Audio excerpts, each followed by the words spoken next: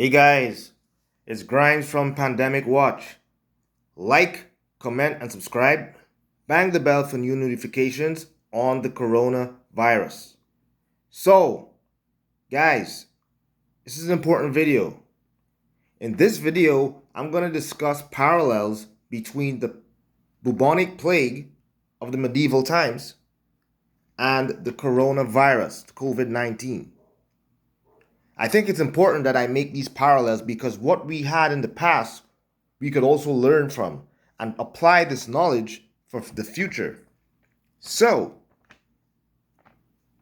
what is the bubonic plague?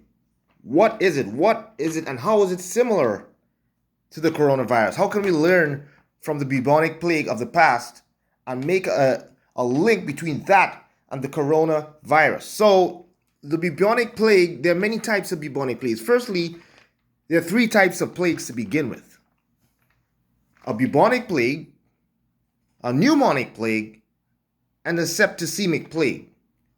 The bubonic plague affects the lymph nodes of the body, which is basically the immune system. Pneumonic plague, by default, would affect the lungs, the pulmonary system of the body. And the last but not least is the septicemic plague. As we know, the septum is blood. So by default, the septicemic plagues would affect the blood in your body.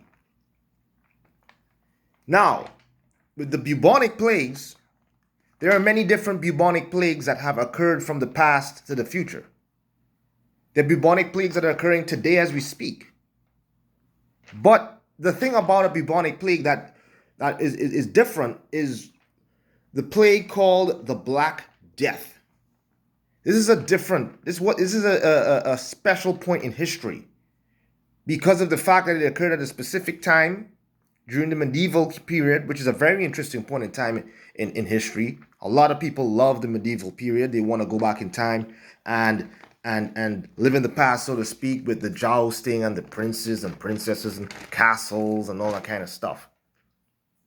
But the Middle Ages was not as fun, and often it was called the Dark Ages because of how dangerous it was to live.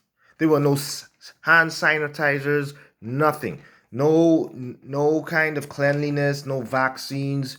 Infant mortality was high. The Middle Ages was difficult, man.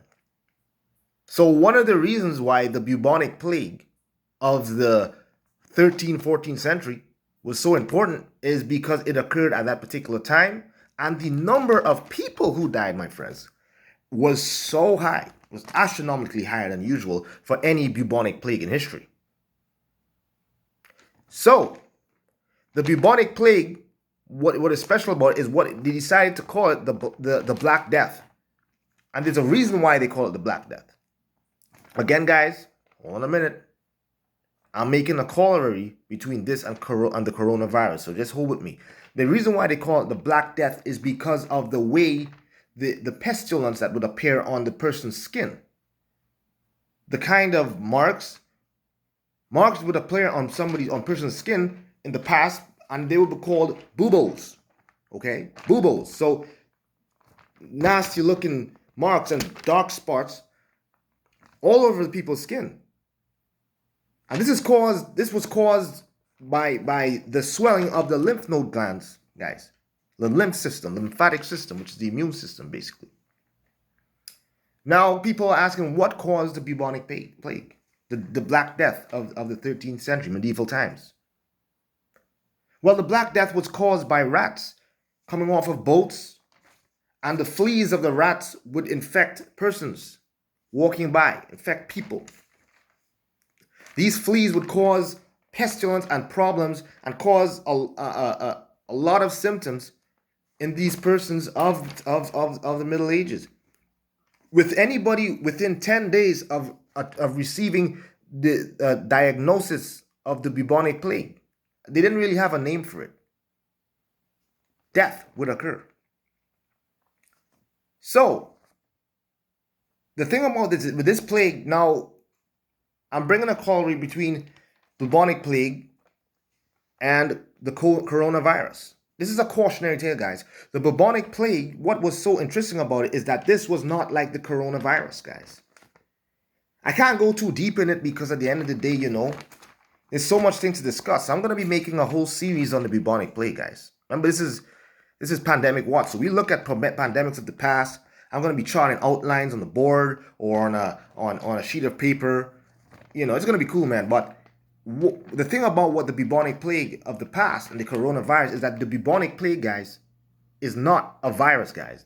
This is a plague. This is a bacteria, right? This is a bacterial infection. Plagues are bacterial infections. As I said, there are three plagues: bubonic plagues, septicemic plagues, and pneumonic plagues. This is bacterial infections compared to a virus. The bacteria is much larger than a virus, guys. Okay? And as a matter of fact, bacteria can be more deadly than a virus. I'm going to be real with you. So the bubonic plague infected millions of people. 30% of people within Europe died, guys. 30%.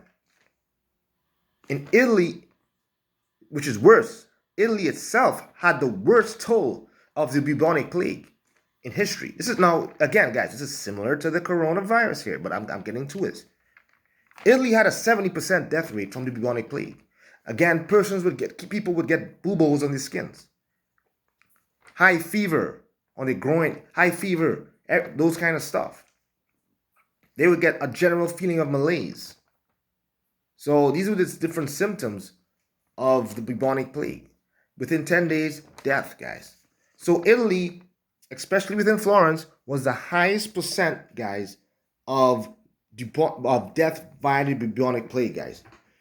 So this plague affected the society of Europe throughout the Middle Ages. It went to Africa, it went to Russia, it went to other places within Europe, guys.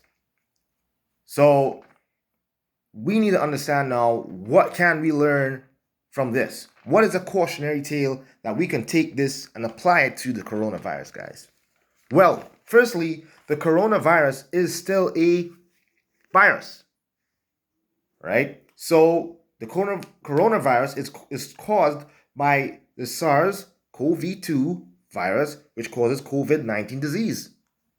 So what happens is that it is spread via a smaller organism, which is non-living. Bacteria is a living organism, while the coronavirus, which is a virus, is a dead organism. But the thing about it, it's a small, tiny strands of DNA that are able to go into the cell, enter the nucleus, and cause the nucleus to act as a factory, guys, to replicate the virus, guys. So the cell is using the machinery or the hardware of the cell to replicate.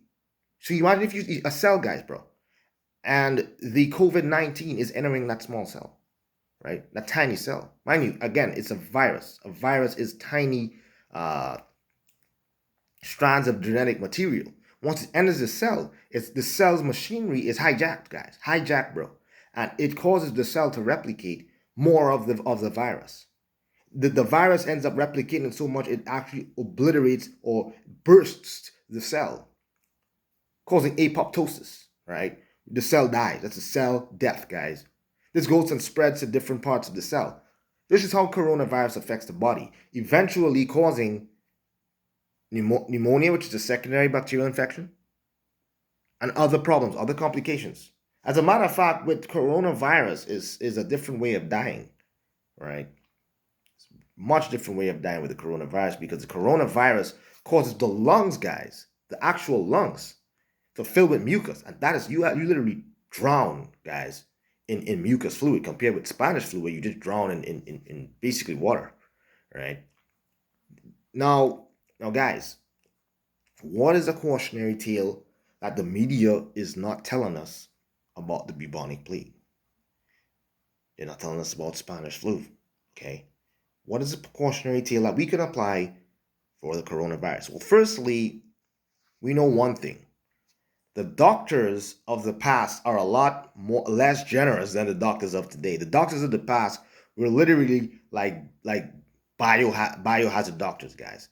So these were plague doctors. A plague doctor of the past looked different from the plague doctor of the future. The plague doctor of the future of today's modern times wore a hazmat suit with a gas mask. Okay.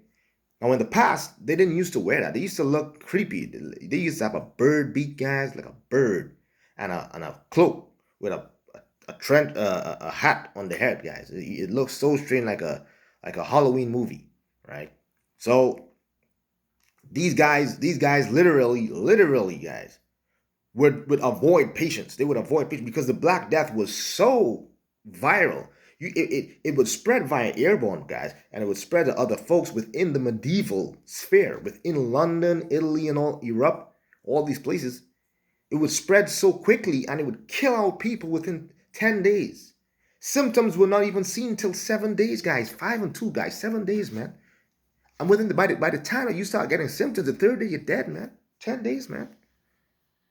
That's telling you how the Black Death was, man. So, what we could learn from this, if you take a look at the doctors of the past, the doctors who would wear those crazy beaks, they would take the stick and poke the buboes on their skins. These buboes, bang, bang, bang, poking it, man, until it bleeds out. That would cause some relief for the victim of the medieval time.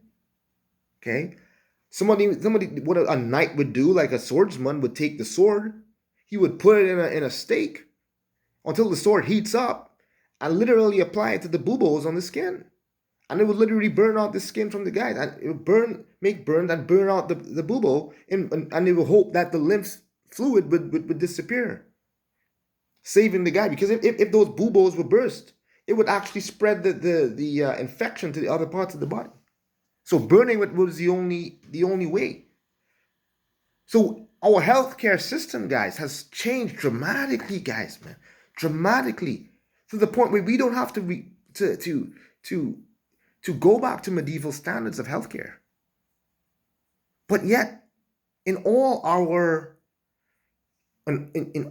kindness of our doctors, where our doctors today are not abandoning their patients, because if you take a look at the plague doctors, they would literally leave the patient and hide and run away. Plague doctors were known with the run away with like flying birds, guys.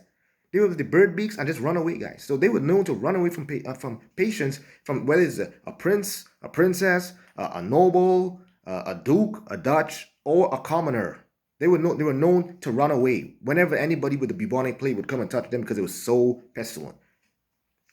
Today's doctors are so much kinder. Take a look at Italy, what's going on right now.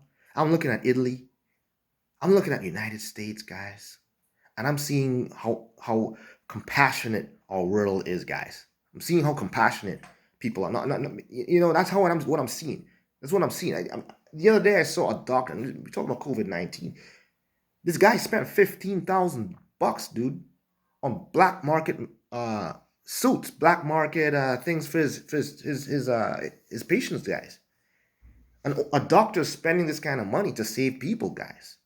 Right? And they said it on the news. They said this guy's name. He could lose his license, guys, for buying black market material like masks and gowns and stuff like that.